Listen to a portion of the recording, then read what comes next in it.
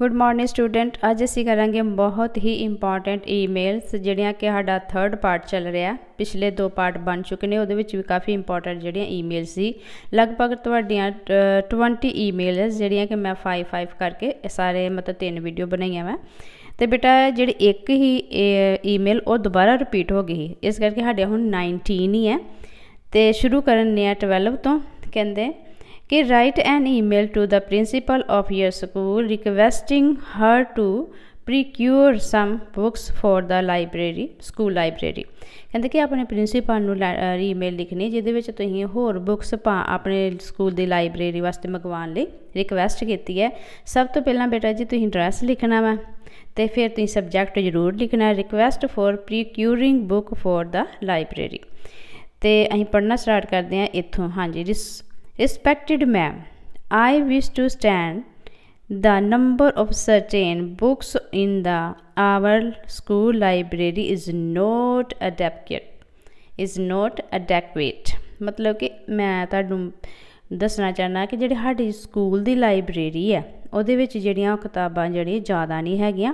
For example there are rarely 5 copy of English grammar by Unimax publication, similarly in the case with the book on computer science. कहते कि साडी school की library विच सिर्फ English grammar the 5 books हैगियां।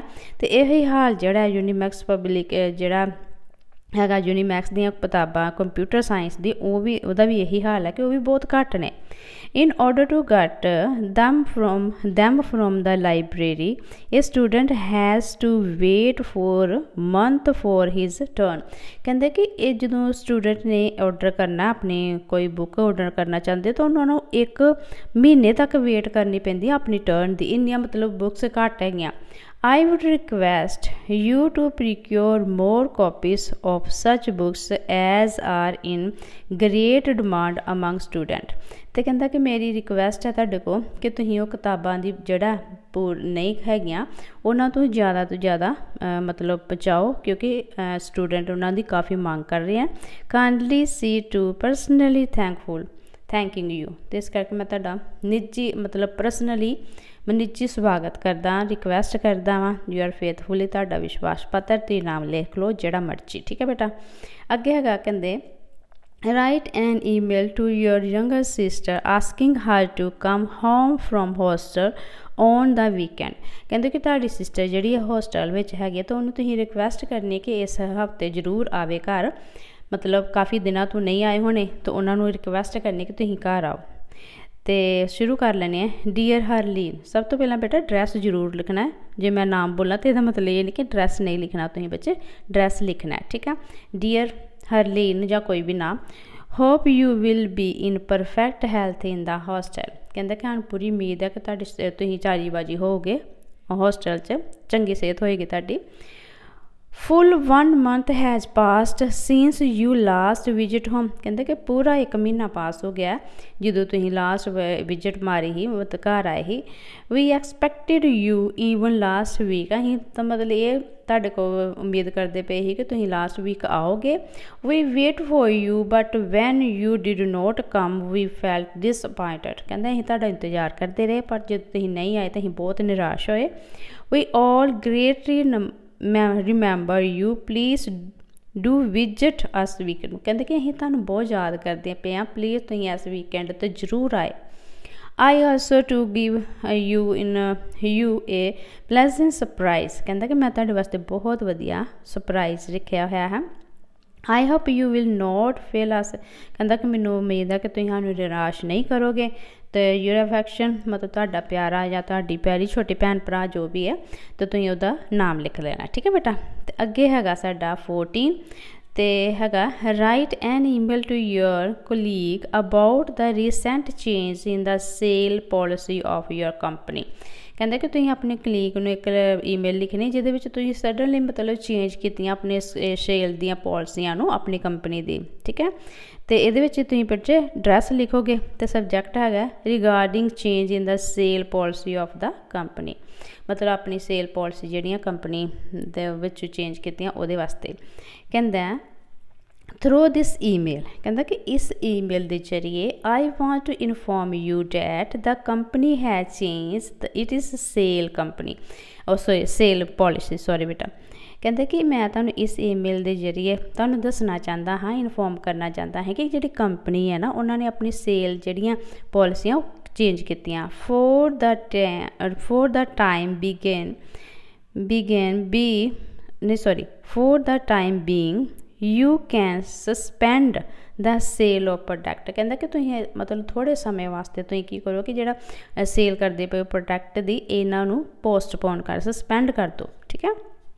I am sending you a copy of change affecting in the sale policy तो मैं तुहानू जल्दी ही जड़ियाँ ही चीज़ां मतलब चेंज कीतियां मैं कंपनी दे विच सेल दियां पॉलिसियां चेंज कीतियां उहदी तुहानू मैं कॉपी भेज दांगा गो थ्रू इट थोरली तो it will be effective from January 1 2022 लिख लो और कोई भी डेट लिख लो पर सन 22 ही लिखना क्योंकि इस सन विच तुहाडे बच्चे पेपर हो जाने ने ठीक है। तो कहते कि इस करके मैं तुहानू मतलब तुसीं इनू ध्यान नाल पढ़ना चंगी तरह पढ़ लो तो इनू इफेक्टिव बनाने वास्ते तुसीं मतलब हैल्प करनी है तो ये जी शुरू हो जाएगी इन्नी तरीक तक ठीक है। अगे है 15 write an email to your father requesting him to transfer some money to your account so that you can clear the due before final exam कहते कि अपने फादर नू एक लैटर लिखो सॉरी ईमेल लिखो जिहदे विच तुसीं कुछ पैसे मंगवाने आ अपना जो बैलेंस क्लीयर करने वास्ते तो अं आ जाएंगे सीधा इत्थे सब्जैक्ट तो रिक्वेस्ट टू ट्रांसफर मनी और रिस्पैक्टिड पापा ठीक है फादर लिख लो पापा लिख लो एक ही गल है। My final examination are due to start on 10 April 2002 कहते कि मेरे जो फाइनल एग्जाम है वो 10 अप्रैल शुरू होने वाले हैं। We are required to clear our school due by 10 March 22 अं मैं अपना जोड़ा स्कूल का ड्यू बैलेंस है वो क्लीयर करना इन्नी तरीक नू the balance in my bank account is very small तो मेरे बैंक अकाउंट में बहुत घट रकम है। I need more money to clear my due तो मैनू कुछ पैसे चाहिए ज़्यादा पैसे चाहिए ने कुछ पैसे मैं ताकि मैं अपना जोड़ा स्कूल का बैलेंस ड्यू है जोड़ा भी क्लीयर कर सकां या फीसां वगैरह देनियां kindly transfer 5000 to my account कृपा करके तुम मेरे जोड़ा अकाउंट है वो 5000 रुपया भेज दो ठीक है विद रिगार्ड्स ठीक है। मतलब कोई मतलब तुम अपना इस तरह लिख सकते हो तो अपना नाम लिख सकते हो। अगे है बेटा write an email to friend requesting her to help you in preparing important presentation for a big client कहते कि तुम अपने एक फ्रेंड नू रिक्वेस्ट भेजनी है कि तुम एक बहुत ही इंपॉर्टेंट जोड़े प्रजेंटेशन जी है देनी है क्लाइंट नू तो वो वास्ते ठीक है। सब्जैक्ट आ जाने प्रिपेयरिंग इंपॉर्टेंट प्रजेंटेशन तो साडा ये इत्थों वेख लैने और अपनी फ्रेंड का नाम लिखना एड्रैस लेके सब्जैक्ट लेके तो फ्रेंड का नाम लिखो।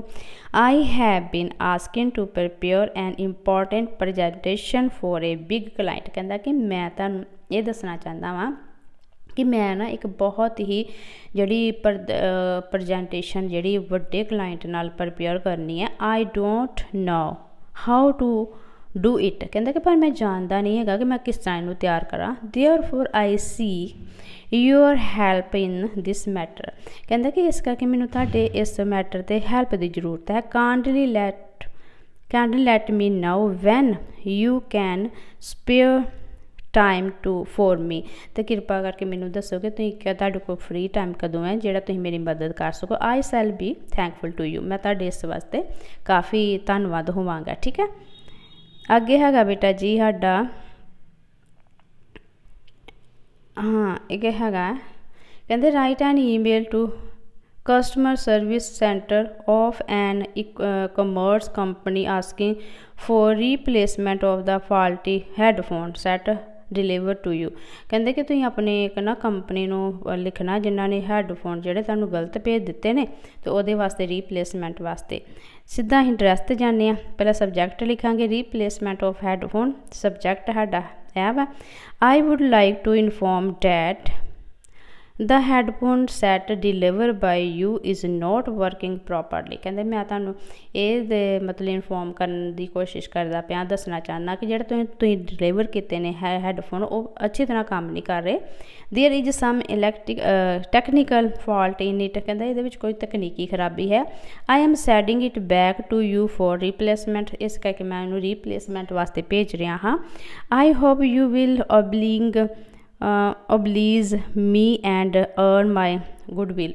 कहते कि मैनू पूरी उम्मीद है कि तुसीं इहनूं जिहड़ा मेरी मजबूरी नूं समझोगे तो मेरा जिहड़ा अच्छी तरह जिहड़ा फिर दोबारा मतलब मैनू रीप्लेसमेंट करके मेरी इच्छावां गुडविल मेरी इच्छावां लोगे। ठीक है, अगे हैगा कहते कि you are a manager at the automobile service, write an email to your finance department head about the. मतलब ਇਹਦਾ कहने का मतलब है कि तुसीं एक ना ऑटोमोबाइल तुहाडी हैगा सेंटर हैगा ते तुहानूं जिहड़ा डिपार्टमेंट है तुसीं उन्हां दे कोलों जिहड़ा उन्हां ने स्पेयर पार्ट भेजने बंद कर दिते ने ते तुहाडे जिहड़े शोरूम विच ओहदी बड़ी डिमांड है ते तुसीं एक लैटर लिखना ईमेल भेजनी है। तो पहला ईमेल भेजनी है, एड्रैस लिखना है, हैड परचेज, ठीक है, डिपार्टमेंट ते आ लिख के सारा। तो इस तो बाद सबजैक्ट ते आ जाने कहते शॉर्टेज ऑफ स्पेयर पार्ट मतलब स्पेयर पार्ट का शॉर्टेज। कहते sir I wish to inform you that there are certain spare part which are in short supply in our showroom. ठीक है कि मैं तुहानूं इनफॉर्म करना चाहता कि साडे जिहड़ा शोरूम है उहदे विच जिहड़े स्पेयर पार्ट है उन्हां दी शॉर्टेज है। A detailed list of those item has been send to the department. कहते मैं पूरी लिस्ट बना दी है जिहड़ा तुसीं जिहड़ियां आइटम्स जिहड़ियां मेरे डिपार्टमेंट नूं भेजने आ। Kindly arrange to send this item at the earliest possible. तो इस करके तुसीं मेरियां सारियां आइटमां जिहड़ियां मैं लिस्ट भेजी है उन्होंने जल्दी तो जल्दी भेजन की किरपालता करो। ठीक है, थैंकिंग यू, तुहाडा धन्नवाद। लास्ट में आ गई साडे बेटा write an email message to your friend और ask him to join the dinner party. ठीक है, तो ये आ जाने पहला एड्रैस लिखना फिर सबजैक्ट ते आ जाने इनविटेशन फॉर डिनर। कहते I hope you remember that my birthday for on May 18। कहते कि मैनू पूरी आस है कि तुम मेरा तुहानू पता ही है कि मेरा बर्थडे जिहड़ा इन्ने आंदा है। To mark the occasion we have arrange a dinner at home. तो मैं इस मौके ते एक डिनर का अरेंजमेंट किया अपने घर च। You are requested to join us on this occasion at 8 PM at the our place. तो इस करके मैं रिक्वेस्ट करदा तुहाडे अगे कि तुसीं मेरे इस जिहड़ा खुशी का मौका है इनू तुसीं 8 बजे शामी जिहड़ा मतलब जॉइन करना तो साढ़े घर के लागे हर एक घर दे विच। ठीक है बेटा जी, इस तरह साढ़ियां जिहड़ियां बच्चे सारियां जिहड़ियां ईमेल्स है वो कंप्लीट हो चुकियां। तो बेटा ये 100% आना ही आनी है। ए बिल बहुत छोटियां ने, बड़ा ईजी है बच्चे, ये 3 नंबरां दियां। सो मेरी रिक्वेस्ट है कि तुम इन्होंने अच्छी तरह याद करके जाना। तो नैक्सट वीडियो च असीं एप्लीकेशन करांगे। ठीक है बेटा, तो इन्होंने अच्छी तरह पढ़ो। Take care.